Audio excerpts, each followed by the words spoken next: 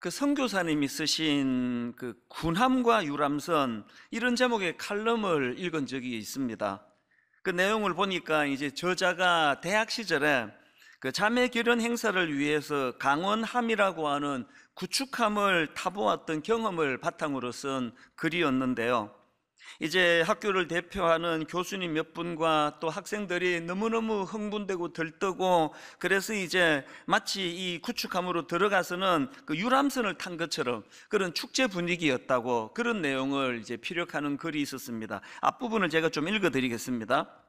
칼같이 달인 군복, 파리가 앉으면 낙상의 우려가 있는 구두, 사람 키보다 높은 케이크, 반들거리는 갑판, 해군 수병들은 우중충한 군함을 제법 그럴듯한 유람선으로 꾸며놓았습니다. 어떤 분위기인지 아시겠죠? 막 이제 전투함에 이런 민간인 학생들, 교수님을 초청해가지고 막 유람선처럼 그렇게 들떠있는 분위기로 축제가 진행이 됐는데, 갑자기 그 분위기가 한순간에 바뀌더라는 겁니다. 자, 그 내용도 읽어드리겠습니다. 그러나 행사의 후반부, 장식용 밧줄과 풍선에 가리워져 있던 배는 군함 원래의 모습을 드러내었습니다. 변신에는 불과 1분도 걸리지 않았는데 그것은 대령 함장님의 짧은 한마디로부터 시작되었습니다. 총원 전투 배치! 이 명령을 받은 부관은 비상사일행과 함께 함대에 전파했고, 군함의 장사병들은 전투 배치를 복창하며 전투 시 위치할 자기 자리를 향해 이리저리 손살같이 달려갔습니다. 일순 활 시위처럼 팽팽한 긴장이 구축함을 감쌌습니다.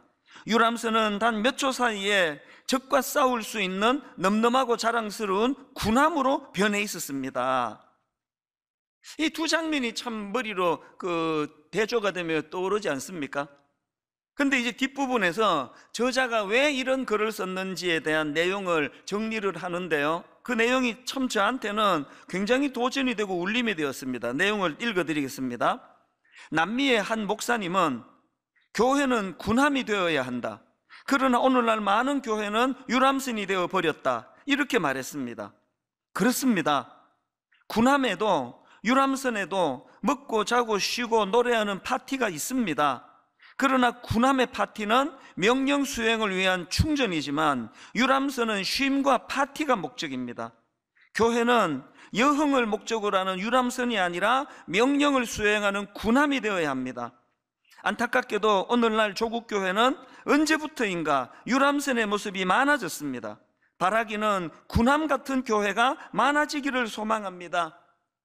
이 선교사님께서 그 조국 교회를 바라보면서 안타까운 마음을 자기가 경험했던, 대학 시절에 경험했던 그 전투함을 방문하는 것으로서 피력하는 게 제게 참 많이 와닿았습니다. 사실 지금 흔히들 교회는 유람선이 아니라 전투함인데 오늘날 교회는 유람선이 되어버렸다, 이런 탄식의 소리를 종종 듣지 않습니까? 어떻게 하면 다시 이 유람선으로 전락해버린 한국교회가 전투함으로 그런 회복이 일어날까 생각해 보니까 그 칼럼의 차이가 딱 하나더라고요. 앞부분에서 막 그냥 여흥을 즐기듯이 그냥 막 북적북적거리고 풍선을 띄우고 그 유람선처럼 됐던 그게 후반부에 어떻게 전투함으로 바뀌었나 보니까 딱 하나예요. 그 전투함에는 함장님, 대령 함장님이 자리 잡고 있었고 그 함장님의 명령이 있었다는 겁니다. 총원 전투 배치! 그 함장이 한마디 명령으로 말미암아 유람선처럼 어수선하던 그 배가 다시 전투함으로서의 위용을 회복할 수 있었다고 한다면, 이제 저는 오늘 본문 에베소서 6장 11절 말씀을 이런 관점으로 돌아보기를 원합니다. 6장 11절을 보십시오. 마귀의 간계를 능히 대적하기 위하여 하나님의 전신갑주를 입어라. 저는 이 말씀을 묵상하는데요, 마치 그 칼럼에 나오는 대령 함장의 그 명령처럼 총원 전투 배치, 이 말씀으로 들리는 것 같아요. 그 대령 함장의 총원 전투 배치, 이 말씀이나 오늘 본문에서 마귀의 간계를 능히 대적하기 위하여 하나님의 전신갑주를 입어라. 여러분, 오늘날 교회 안에 함장 되시는 예수 그리스도가 살아계시고 함장 되시는 예수 그리스도가 이렇게 선포하시는 선포 말씀에 귀를 기울일 수만 있다면 유람선으로 전락해버렸다는 탄식이 난무하는 이 시대에 어느 날 교회가 다시 전투함으로써의 위용을 회복하게 될 줄로 믿습니다. 이런 점에서 저는 코로나19가 참 우리를 아프게 하는 그 이후로 종종 저는 요한복음 2장에 나와 있는 가나 혼인잔치의 그 한마디를 머릿속으로 자꾸 맴도는 습관이 생겼습니다. 그 한마디가 뭐냐? 자, 요한복음 2장 1절부터 보십시오. 사흘째 되던 날 갈릴리 가나에 혼례가 있어 예수의 어머니도 거기 계시고 예수와 그 제자들도 혼례의 청함을 받았더니 그 다음에 포도주가 떨어진지라. 저는 이 한마디가요 너무너무 가슴 아프게 제 마음의 울림으로 외침으로 자꾸 되뇌어지는 겁니다. 포도주가 떨어진지라. 그 혼주 입장에서 뭐 모든 걸 다 갖추지 않았습니까? 모든 손색이 없는 잔치에 걸맞는 걸 다 갖추고 심지어는 예수님과 그 제자들까지 초청을 하는 이런 구색을 다 갖추었지만 전혀 예상을 하지 못했던 잔치 도중에 포도주가 떨어진지라. 제가 이 한마디를 왜 되뇌는가 하면은요, 참 오늘 코로나19가 우리를 이렇게 비참하게 만들었다, 거기에 초점이 있지 않습니다. 하나님께서 요한복음 2장 안에 이 가나 혼인잔치 사건을 기록해 하신 것은 그 인간의 비참함을, 인간의 수치를 드러내시기 위함이 아닙니다. 이 포도주가 떨어진지다가 나중에 얼마나 환희에, 얼마나 기쁨의 선포로 바뀌어집니까? 물을 포도주로 바꿔주시는 그 기적의 역사가 나타나는 현장이 가나 혼인잔치 아닙니까? 제가 왜 은혜를 받습니까? 유람선처럼 어수선해져 있던 그 구축함 안에서 함장이 계시고 그 함장의 명령 한마디로 다시 모든 것들이 전투함의 위용으로 회복되듯이 포도주가 떨어진지라 그 초라하고 비참한 그 현장이었지만 그 모든 것이 회복되기 위한 조건은 딱 하나였습니다. 그 현장에 예수님이 계셨다는 사실입니다. 여러분, 반대로 생각해 보십시오. 모든 것들이 완벽하게 다 진행이 됐는데 거기에 예수님이 계시지 않는다. 그 유람선입니다. 하루 잘 놀았겠죠.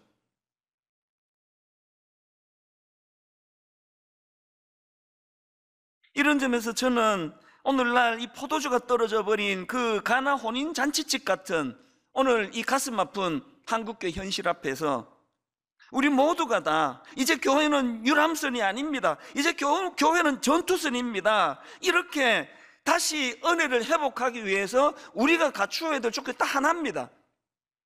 함장이 계시는 거예요. 함장 되시는 예수님이 오늘도 말씀하고 계시는 겁니다. 함장 되시는 예수 그리스도께서 이제 전신갑주를 갖추어 입어라라고 명령하실 때 그 말씀이 들려지면 교회는 다시 전투함이 되는 줄로 믿습니다. 이런 내용을 담은 말씀이 오늘 본문 에베소서 6장 10절 11절인데요 끝으로 너희가 주 안에서와 그 힘의 능력으로 강건하여지고 마귀의 간계를 능히 대적하기 위하여 하나님의 전신갑주를 입어라. 그래서 이제 내일부터 시작되는 특별 새벽 부흥의 주제를 하나님의 전신갑주를 입어라 이렇게 정한 것은 참 잘된 결정이라 생각합니다. 이제 함장 되시는 예수님을 의식하고 함장 되시는 그 예수님이 선포하시는 이 말씀을 한 주 동안 묵상을 하면서 우리 개인과 또 우리 모든 교회들이 이제 참 초라하기 짝이 없는 여흥이나 즐기고 앉았다고 비난을 받는 교회가 이제는 제 역할을 잘 못한다고 하는 이런 초라한 유람선이 되어버렸다는 그런 비난에서 벗어나 이제 제 기능을 바라는 전투선이 되는, 전투선으로 위용을 드러내는 이런 회복이 일어나게 될 줄로 믿습니다. 그래서 제가 이 에베소서 6장 10절부터의 말씀을 쭉 묵상을 하고 본문은 프린트에서 읽고 또 자료들을 보고 하다 보니까 이게 하나님의 전신갑주를 입어라, 그 입는 거 아닙니까? 그 입어라라는 여기에 착상을 해서 구약의 인물들을 쭉 정리를 해보니까요 딱 떠오르는 인물이 그 몇 명이 나오는 겁니다. 그 입어라, 입는다 이거와 관련해가지고 딱 떠올랐던 인물이 첫 번째 인물이 나만 장군입니다. 자, 열왕기하 5장 1절입니다. 아람 왕의 군대 장관 나아만은 그의 주인 앞에서 크고 존귀한 자니 이는 여호와께서 전에 그에게 아람을 구원하게 하셨습니다. 그는 큰 용사이나 나병 환자더라. 여러분, 이 말씀에서의 대반전이 이겁니다. 그는 큰 용사이나, 그는 그의 주인 앞에서 크고 존귀한 자라고 평가를 받으나 모든 사람이 그를 대단한 사람으로 그렇게 칭송하면서 띄우나 나병 환자더라예요. 저는 이 말씀 속에서 나아만 장군의 고뇌를 엿볼 수 있다고 생각하는데요, 누가 자기를 크고 존귀한 자라고 세우든지, 누가 자기를 큰 용사라고 떠받들든지 그런 거와 상관없이 누가 아무리 자기를 짙게 세워도 본인은 이 나병 환자라는 고뇌에서 벗어날 수 없는 그 마음의 아픔을 가졌다고 생각을 합니다. 이런 관점에서 보면요, 나아만 장군의 그 화려한 갑옷은 자기의 부끄러움과 수치를 감추는 도구로 전락될 수 있다는 거 아닙니까? 오늘 현대인들의 모습 아닙니까? 유난히 그 자기를 과시하기를 좋아하고 뭔가를 이 세상적인 그 무엇을 가지고 그것을 떠벌리기 좋아하는 사람들을 보고 아이고 저 교만한 사람 이렇게 하시는 분이 계시는데 그 잘못 보신 거예요. 유난히 자기를 과시하기 좋아하고 하는 그런 분들은 그만큼 내면이 허하다는 소리예요. 감추고 싶은 게 많다는 뜻입니다. 공허함이 크다는 것입니다. 오늘 여러분, 우리가 함장 되시는 예수 그리스도께서 정말 우리 하나님의 전신갑주를 입으라라는 이 말씀이 들려지기를 원한다면 먼저 이런 내 이 부끄러움을 가리는 나아만 장군의 갑옷을 벗어버려야 돼요. 벌거벗은 몸으로 하나님 앞에 단독자로 서야 됩니다. 하나님, 몰라서 사람들이 저를 어떻게 평가하는지 몰라도 저는 여전히 하나님 앞에 은혜가 필요한 초라한 인간에 불과합니다. 이 나아만 장군의 갑옷을 벗는 사람의 모습이라고 상징적으로 좀 그렇게 생각을 합니다. 그런가 하면은 이 전신갑주를 입어라 이 말씀을 묵상하다가 한 인물이 더 떠올랐는데요, 골리앗 앞에 선 다윗입니다. 그 어린 다윗이 지금 물맷돌을 들고 골리앗을 상대하려고 나아가려고 하는 그 상황인데요, 사무엘상 17장 38절입니다. 이에 사울이 자기 군복을 다윗에게 입히고 노투구를 그의 머리에 씌우고 또 그에게 갑옷을 입히매. 이게 왜 문제가 되느냐? 39절입니다. 다윗이 칼을 군복 위에 차고도 익숙하지 못하므로 시험적으로 걸어보다가 사울에게 말하되 익숙하지 못하니 이것을 입고 가지 못하겠나이다 하고 곧 벗고 그 화려한 사울왕의 갑옷을 벗어버렸어요. 그리고는 이제 40절에서 손에 막대기를 가지고 시내에서 매끄러운 돌 5을 골라서 자기 목자의 제구 곧 주머니에 넣고 손에 물매를 가지고 블레셋 사람에게로 나아가니라. 여러분, 그 겉만 번드르하게 꾸미는 걸 허례허식이라 그러지 않습니까? 오늘 저를 포함해 수많은 현대인들이 다윗 왕의 갑옷으로 치장하기를 좋아합니다. 큰 교회 목사래. 그 굉장히 듣기 좋은 이야기 아닙니까? 유명하대. 그 목사 설교 많이 듣는데, 때때로 저는 제게 씌워져 있는 그 모든 것들이 다 사실은 이게 함정일 수 있다. 이게 다윗의 옷에 씌워진 사울왕의 갑옷일 수 있다. 이걸 벗어 던져야 된다. 이걸 벗어 던지지 않고는 하나님의 전신갑주로 덧입기가 어렵다. 그런 자각을 할 때가 종종 있는 것을 고백할 수밖에 없습니다. 여러분, 이렇게 나아만 장군의 자기 치부를 가리는 차원에서의 갑옷을 벗어 던지고 그런가 하면은 그 어린 다윗에게 더 씌워진 이 화려한 사울 왕의 갑옷을 다 벗어 던지는 것으로부터 은혜가 시작이 된다고 한다면, 그런 면에서 저는 사사기 6장에 나오는 기드온의 갑옷, 굉장한 의미를 가지고 있다고 생각을 합니다. 이게 무슨 말씀인가 하면은, 여러분 그 사사기 6장에 나오는 기드온 아시잖아요? 원래 겁이 많고 참 소심하고 심약했던 사람입니다. 사사기 6장 11절입니다. 마침 요아스의 아들 기드온이 미디안 사람에게 알리지 아니하려 하여 밀을 포도주 틀에서 타작하더니, 그 자료를 보면은요, 뭐 요즘도 그렇겠죠. 이 밀타작이라는 거는 원래 넓은 마당에서 타작용 마차를 끌고 가거나 황소를 이용해 가지고 그렇게 그 밀타작을 한다고 하는데, 아니 왜 기드온은 지금 그 밀타작을 이렇게 좁은 포도주 밭에서 포도주 틀에서 하고 있는가? 이 질문에 대해서는요, 이 11절을 세 번역으로 읽으면 금방 답이 나옵니다. 자, 11절 세 번역입니다. 그때에 요아스의 아들 기드온은 미디안 사람들에게 들키지 않으려고, 미디안 사람들에게 들키지 않으려고 포도주 틀에서 몰래 밀 이삭을 타작하고 있었다. 이게 어떤 상황인지 아시겠죠? 이렇게 겁이 많고 소심하고 나약한 사람이 기드온인데, 아니 어떻게 이런 나약한 기드온이 그 미디안 사람들에게 들킬까 두려워가지고 몰래 밀 이삭을 타작하던 이런 소심한 사람이 나중에 그냥 그 미디안과의 전쟁을 진두지휘하고 그 전쟁에서 대성을 거둔 업적을 남기고 이런 용사가 될 수 있었을까? 이 놀라운 변신의 근본적인 원인이 뭘까? 근원이 뭘까? 바로 이 질문에 대한 답이 사사기 6장 34절에 나와 있습니다. 여호와의 영이 기드온에게 임하시니 기드온이 나팔을 불매 아비에셀이 그의 뒤를 따라 부름을 받으니라. 여러분, 여기 나오는 여호와의 영이 기드온에게 임하시니 할 때 임하시다라는 이 단어는 히브리어로 라버사라는 단어인데요, 이 단어의 기본 의미가 옷을 입다, 옷을 입히다예요. 그래서 구약학자 김지창 교수님의 책에 보면은 이 부분을 여호와의 영이 기드온을 옷 입히셨다, 이렇게 번역할 수 있다고 그 책에서 설명하는 걸 제가 보았습니다. 그러니까 여러분, 그 심약했던 기드온이 어떻게 그런 용감한 장수가 될 수 있었나 보니까 성령께서 그 연약한 기드온에게 영적 장수로서의 제복을 입혀주셨다는 거예요. 이게 오늘 에베소서 6장 10절 11절 말씀으로 빗대어 우리가 이거를 묵상해 보면은 하나님의 전신갑주를 덧입게 됐다는 그런 이야기 아닙니까?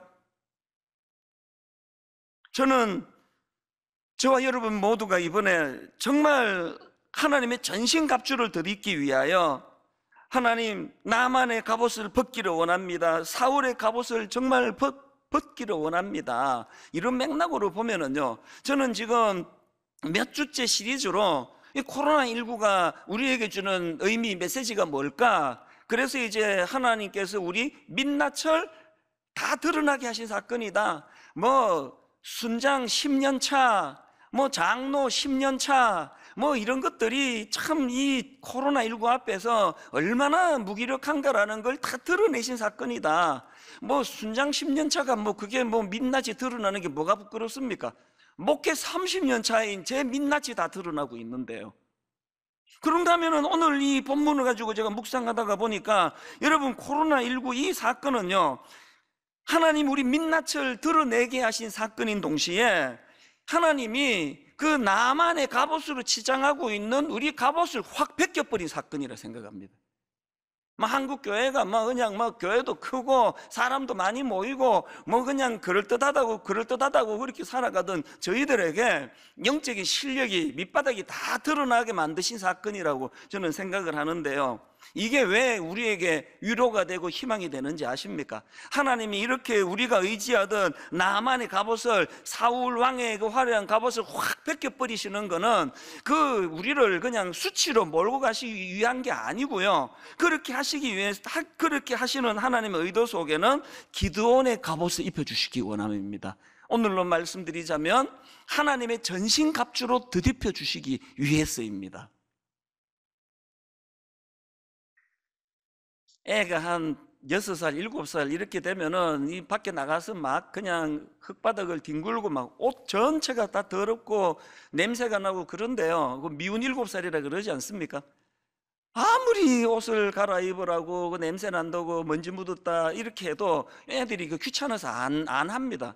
그런데 어떤 엄마들은 애한테 그렇게 달래고 그렇게 할 때도 있지만 아무 말 안 해가지고 옷을 획 벗겨버려요.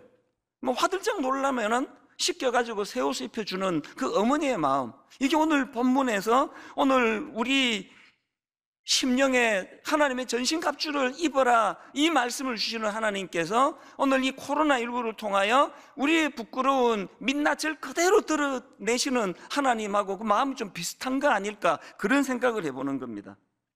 그래서 이제 내일부터 이제 에베소서 6장 10절부터 20절까지의 말씀을 바탕으로 하나님의 전신갑주를 입어라, 이 시리즈 설교를 이제 시작을 하는데요, 제가 이번에 한 가지 좀 제안을 하고 싶습니다. 제안보다는 조금 더 센 표현으로 제가 한 가지 뭐라고 표현할까요? 도전을 드리고 싶습니다. 더 노골적으로 말씀드리면 숙제를 드리고 싶습니다. 이번에 이 하나님의 전신갑주를 가지고 시리즈로 공부할 동안에 여러분 에베소서 6장 10절부터 20절까지를 암송하게 되시기를 바랍니다. 이 암송을 거룩한 숙제로 부담으로 받아서 이제 우리 모두가 다 매일매일 이제 우리 팀에서 만든 하나님의 전신갑주를 입어라, 이 홈페이지 오셔가지고 이거 다운받으셔서 매일매일 묵상의 재료로 삼으시고요. 그런가 하면은 무엇보다도 중요한 거는 본문, 이 에베소서 6장 10절부터 20절을 이제 우리가 암송하면서 은혜를 누리는 한 주간이 되시기를 바랍니다. 다 모여서 예배를 드리면 제가 좀 확인도 하고 아멘도 해보라 그러고 이러겠는데, 이게 가정에서 예배 드리는 게 이게 좀 불편합니다. 자, 오늘 제 귀에는 안 들리겠지만 각 가정에서 예배 드리시는 분들이 하나님 앞에 결단하는 차원에서 제가 숙제를 드리면 아멘으로 화답해 주시기를 바랍니다. 이번 특세 기간 동안에 혹은 나는 잘 암기가 안 됩니다 하는 분들은 한두 주 더 연장을 하더라도 이번 기회에 에베소서 6장 10절부터 20절 말씀을 암송하게 되시기를 바랍니다. 여기저기서 지금 아멘의 소리가 퍼져나가고 있으리라고 믿습니다. 자, 이제 본격적으로 이 하나님의 전신갑주를 입어라라는 이 말씀의 의미를 이제 본격적으로 살펴보기 전에 먼저 이제 간단하게 이 말씀이 가진 전제 세 가지를 제가 좀 설명을 드린 다음에 이제 본론으로 들어갈까 합니다. 전신갑주를 입으라는 이 말씀과 관련한 전제가 세 가지 있는데, 첫 번째 전제가 뭐냐? 지금은 영적으로 전쟁 중이라는 걸 자각하라는 겁니다. 여러분이 우리말로도 전신갑주 이 표현이 이게 군사 용어이지만요, 자료를 보니까 그 당시에 전신갑주라는 거는 전쟁에 나가기 위해 완전 무장한 로마 군인들의 모습을 표현하는 표현이라는 겁니다. 왜 교회가 유람선이 돼버렸습니까? 지금은 전시 중인데, 망가고 있으니까. 그래서 하나님의 전신갑주를 입어라라는 이 명령 속에서 지금은 영적으로 전쟁 중이라는 걸 자각해야 됩니다. 아니요, 지금뿐만이 아니고 예수 믿은 이후에 내내 우리의 삶은 영적 전쟁입니다. 예수님 믿기 전에는 무슨 전쟁이 필요합니까? 세상이 흘러가는데도 따라만 가면 됐는데, 그런데 주님의 십자가를 통하여 이제 성령님이 내 안에 좌정하고 계시면서부터 매일의 삶이 갈등이에요. 매일의 삶이 이 악한 세상의 가치관과의 이 자녀 교육이 왜 이렇게 어렵습니까? 아직 어린아이들은 세상 가치관의 영향을 더 많이 받다가 보니까 그 싸움이 힘이 들어도 보통 힘든 게 아니지만 포기하지 않고 그렇게 싸워 나가는 거 아닙니까? 그런가 하면은 전신갑주를 입으라는 말씀의 두 번째 전제가 뭐냐 하니까 승리하기 위해서 강한 군사가 되라는 것입니다. 12절을 보십시오. 우리의 씨름은 혈과 육을 상대로 하는 것이 아니요, 이런 표현이 나오는데요, 우리말 성경에는 이 씨름으로 표현을 했는데, 제가 그 NIV 성경을 찾아보니까 여기에 나오는 이 씨름 대신에 스트러글이라는 그 단어를 썼더라고요. 우리가 잘 알듯이 투쟁하다 이런 뜻을 가진 단어인데요, 제가 좀 더 깊이 보려고 영어 사전을 제가 찾아봤더니요, 이 표현 하나하나가 꼭 무슨 우리 인생의 그 점층법처럼 그렇게 설명을 달고 있더라고요. 이 스트러글이라는 단어의 그 사전적인 설명이 이렇게 돼 있었습니다. 투쟁하다, 몸부림치다, 허우적거리다, 버둥거리다, 힘겹게 나아가다. 이게 꼭 그 점층적으로 우리 삶을 보여주는 것 같아요. 여러분, 우리 삶 자체가 투쟁하는 삶 그 자체 아닙니까? 우리 삶 자체가 투쟁일 뿐만 아니라 그 투쟁하는 과정에서 몸부림치고 허우적거리고 바둥거리면서 그렇게 힘겹게 나아가는 삶이 우리 삶 아닙니까? 왜 우리가 강해져야 된다고요? 영육간의 이 땅의 삶이 이렇게 투쟁적인 삶을 살아야 되기 때문에, 그래 우리가 더 강해져야 된다는, 맨날 그냥 우는 소리하고 죽겠다 그러고 못 살겠다 그러고 이렇게 갈 수 없으니까 더 강해져야 된다는 거예요. 그게 성경에 보면은 강하라, 담대하라 이런 권면이 참 많이 나오는 걸 알지 않습니까, 여러분이? 디모데후서 2장 1절, 내 아들아 그러므로 너는 그리스도 예수 안에 있는 은혜 가운데 강하고, 또 이사야 1장 6절 7절, 강하고 담대하라. 너는 내가 그들의 조상에게 맹세하여 그들에게 주리라 한 땅을 이 백성에게 차지하게 하리라. 오직 강하고 극히 담대하여. 여러분, 전쟁 중이라면 승리해야죠. 승리하기 위해서는 약해서 안 된다는 겁니다. 강한 군사가 되시기를 바랍니다. 이것이 두 번째 전제입니다. 그리고 마지막 세 번째 전제는, 전신갑주를 입으라는 말씀 속에는 어떤 전제가 있습니까? 강한 군사가 되기 위해서는 영적으로 무장해야 된다. 이게 전제로 나와 있는 말씀 아닙니까? 이제 내일부터 일주일 내내 이 무장에 대한 말씀들을 이제 나누게 될 것입니다. 이 세 가지 전제를 마음에 담으시고요, 이제 좀 더 구체적으로 이 하나님의 전신갑주를 입으라는 말씀이 가진 두 가지 의미를 이제 간략하게 살펴보고 오늘 이제 첫 시간 말씀을 정리하려고 하는데요. 자, 여러분, 하나님의 전신갑주를 입는다는 의미 두 가지 중에 첫 번째 의미가 뭐냐? 힘의 근원을 안다는 뜻입니다. 힘의 근원을 안다. 더 정확하게 말하면 그 힘의 근원이, 우리가 강한 군사가 돼야 되는데 그 힘의 근원이 내 안에서 나오는 게 아니다.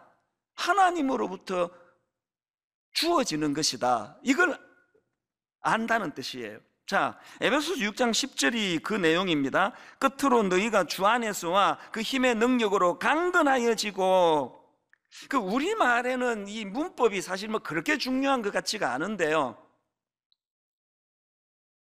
헬라어로 보면은 이 문법이 의미에 굉장히 영향을 미치는 걸 알 수가 있습니다. 오늘 여기 나와 있는 그 힘의 능력으로 강건하여지고, 이것도 마찬가지예요. 이게 문법적으로 보면은 이게 수동태 명령형입니다.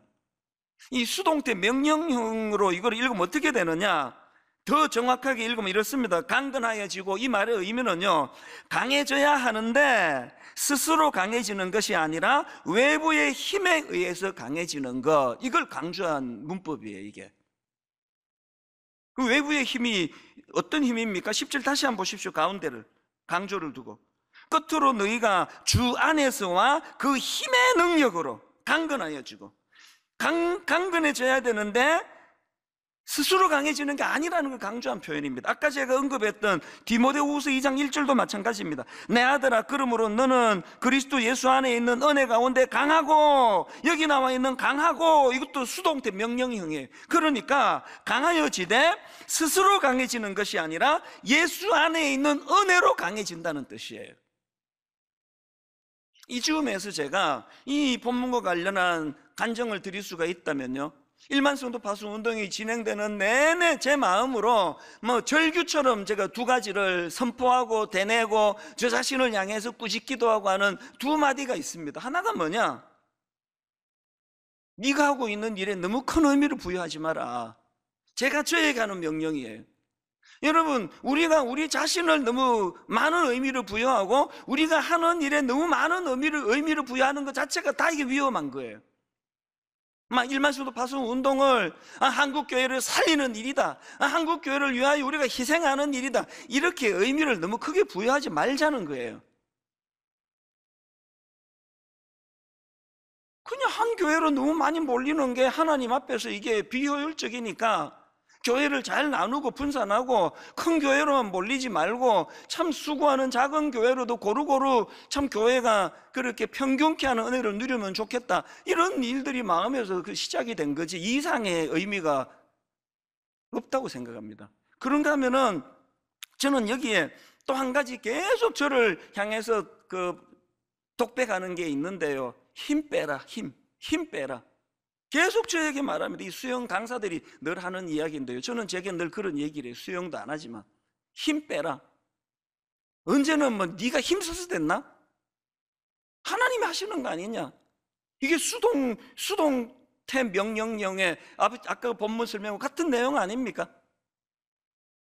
나 스스로 강해지는 게 아니라 주 안에서와 그 힘의 능력으로 강건해진다면, 이런 점에서 저는 에베소서 1장 17절부터 나오는 사도 바울의 기도가 너무나 고귀하다고 생각합니다. 우리 주 예수 그리스도의 하나님 영광의 아버지께서 지혜와 계시의 영을 너희에게 주사, 그 다음 보세요, 하나님을 알게 하시고, 그 다음에 18절, 너희 마음의 눈을 밝히사, 너희 마음의 눈을 밝히사 그의 부르심의 소망이 무엇이며 성도 안에서 그 기업의 영광의 풍성함이 무엇이며, 그 다음 19절, 그의 힘의 위력으로 역사하심을 따라 믿는 우리에게 베푸신 능력의 지극히 크심이 어떠한 것을 너희로 알게 하시기를 구하노라. 사도 바울이 기도하고 있는 이 모든 기도는 하나예요. 수동태. 내가 뭘 하고 내가 힘을 바라는 것이 아니라 하나님을 알게 하시고 너희 마음의 눈을 밝히사 그 하나님의 힘의 위력이 얼마나 대단한 능력과 역사를 가져다 주는가를 인식하라는 그 내용 아닙니까? 여러분, 우리 모두가 다 하나님의 전신갑주를 입는다 할 때 이 첫 번째 의미, 힘의 근원을 알아야 한다. 그 힘은 나로부터 나오는 것이 아니다라는 걸 철저하게 인식하게 되시기를 바랍니다. 그런가 하면 두 번째로 하나님의 전신갑주를 입는다는 말씀의 의미가 뭐냐? 싸워야 할 대상을 정확하게 안다는 그런 의미를 내포하고 있습니다. 11절에서 하나님이 왜 전신갑주를 입어야 한다고 말씀하시는지 그대로 설명해 놓고 있는 걸 저는 보거든요. 11절을 보십시오. 마귀의 간계를 능히 대적하기 위하여, 마귀의 간계를 능히 대적하기 위하여 하나님의 전신갑주를 입어라. 여기에 전신갑주를 입어야 할 목적이 나와 있지 않습니까? 12절도 마찬가지예요. 우리의 씨름은 혈과 육을 상대하는 것이 아니요 통치자들과 권세들과 이 어둠의 세상 주관자들과 하늘에 있는 악의 영들을 상대함이라. 그때 한마디를 하고 싶으신 거예요. 이거는 혈과 육을 상대하는 거, 사람을 상대하는 게 아니고 악한 영들을 상대하는 거라는 걸 강조하는 거거든요. 그러면 그때 한마디만 하면 되는데 사도 바울은 왜 이 12절 앞에다가 우리의 씨름은 혈과 육을 상대하는 것이 아니요라는 걸 거기다가 왜 토를 왜 달아놨을까요? 이 질문은요, 11절에 나오는 마귀의 관계를 이해하면은 사도 바울의 심정을 너무 잘 이해할 수 있습니다. 11절에 나와 있는 마귀의 관계할 때 이 관계는 헬라어로 메토데이아라는 단어인데요, 뜻이 이렇습니다. 속이려는 의도로 꾸미는 교활한 음모. 다시요, 마귀의 관계가 뭐라고요? 속이려는 의도로 꾸미는 교활한 음모. 사도 바울이 왜 지금 악한 영들을 상대함이라는 말씀 앞에 혈과 육, 그 사람을 상대하는 게 아니라고 명시했냐면은 이 사단의 주 전략이 속이는 건데 이게 사람 간의 싸움이라는 것으로 몰고 가려는 악한 관계가 있기 때문이라는 겁니다. 사무엘상 17장에 보면은요, 이제 어린 다윗이 골리앗을 향하여 정말 도전하며 멋지게 달려가는 그 과정에서 자기 형, 그 친형입니다, 자기 형이 있을 수 없는 상처를 다윗에게 줍니다. 그게 사무엘상 17장 28절입니다. 큰형 엘리압이 다윗이 사람들에게 하는 말을 들은지라 그가 다윗에게 노를 바라여 이르되 네가 어찌하여 이리로 내려왔느냐? 들에 있는 양들을 누구에게 맡겼느냐? 나는 너의 교만과 너의 마음의 완악함을 아노니 너가 전쟁을 구경하러 왔노라. 아니, 세상에 이런 모독이 어디 있습니까? 알지도 못하면서, 그것도 그냥 사람들 다 있는 데서. 이 다윗이 받았을 그 상처는 뭐 얼마든지 상상할 수 있지 않습니까?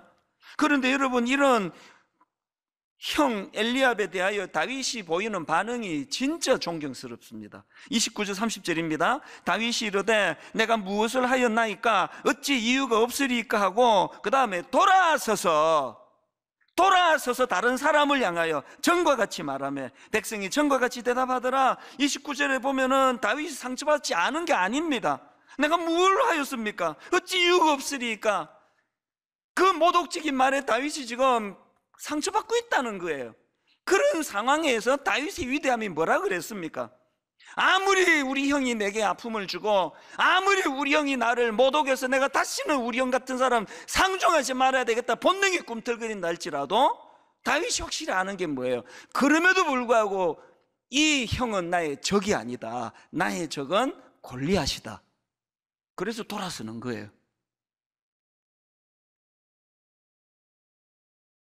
이 두 가지 의미를 잘 묵상하는 한 주간 되시기를 바랍니다. 사실 저는 이번 전신갑주 시리즈 설교를 준비하면서 뭐 책도 많이 구입을 하고 또 자료도 많이 보고 뭐 인터넷도 뒤지고 그랬지만, 예전에 제가 했던 전신갑주 시리즈를 참고를 많이 했습니다. 그래서 이제 거기서 필요한 것들도 많이 이제 이번에 재인용을 아마 하게 될 텐데요.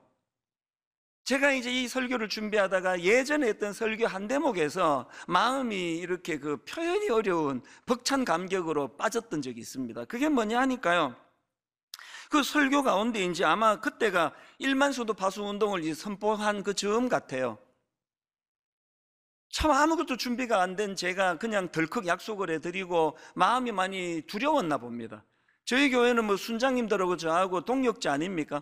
그렇게 이제 순장님들에게 이런 마음을 뭐 피력을 했는지 기도 부탁을 했는지, 그렇게 너무 마음이 힘들고 먹먹할 때 제 원고에 보니까 이런 내용이 있더라고요. 1만 수도 파송 운동을 선포한 이후에 분당 우리 교회 장례를 생각하며 눈물 짓고 있던 어느 날, 어느 순장님이 제게 위로의 메시지를 보내주셨습니다. 원고에 이런 내용이 있더라고요. 그 불안해하는 담임 목사님에게 그 어떤 순장님이 메일로 찬양을 안에 보내주신 거예요. 445장 2절입니다. 찬송가. 캄캄한 밤에 다닐지라도 주께서 나의 길 되시고 나에게 밝은 빛이 되시니 길 잃어버릴 염려 없네. 제가 옛날 설교 원고를 이렇게 보면서 왜 마음이 울컥울컥 했는지 아십니까? 8년 전에 진짜 갈 바를 알지 못하는 상태에서 약속은 해놓고 선포는 해놓고 이게 어떻게 되느냐, 이게 어떻게 될지 모르겠다 두려워 눈물 짓고 있던 저에게 그 순장님이 던져오신 저 찬양 하나가 저를 안도시켰다면, 이번에 8년이 지난 지금 그때 원고를 다시 보면서 마음이 뭉클 눈물이 쏟아질 수밖에 없었던 것은 지난 8년 동안에 저 가사가 그대로 구현되는 은혜로 인도해 주셨기 때문이에요. 한치 앞을 알 수 없던 캄캄한 밤에 다닐지라도 주님이 나의 길 되어 주시고 주님이 나에게 밝은 빛이 되어 주셨기 때문에 길 잃어버릴 염려 없네. 너무너무 뜨거운 가슴으로 저는 하나님께 사모합니다. 하나님, 또 다른 8년이 지나간 그 지점에 저뿐만 아니고 분당 우리에게 모든 성도님들이 저 찬양이 이루어졌노라고 눈물로 감사할 수 있는 그 길로 인도하여 주시옵소서.